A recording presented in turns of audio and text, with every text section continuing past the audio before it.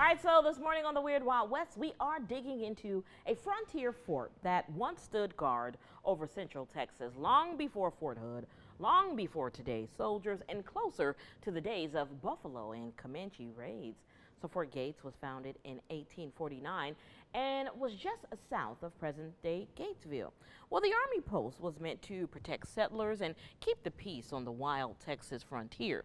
So its troopers rode hard, guarding wagon trains and trying to keep outlaws and hostile raids at bay.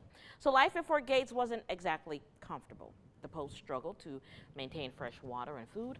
Soldiers lived in blockhouses, and they had to fight off rattlesnakes. And by the mid-1850s, as settlement expanded and Indian raids became less frequent, the Army pulled back and Fort Gates was abandoned. So fast forward to today. Central Texas is home to Fort Hood, one of the largest military installations in the nation, a place where soldiers train and serve just as those early troopers did more than 170 years ago, but with more comfort, armor, and high-tech gear. And that is today's Weird Wild West. And Mike, I have to say, I know you like to get out and about in Central Texas, and I went to Gatesville to their museum, and you know, there's always golden nuggets in these museums. So when I was at Gatesville, I mean, they had such a great museum, and then I learned that about Fort Gates. I'm like, what? There was another military base before Fort Hood?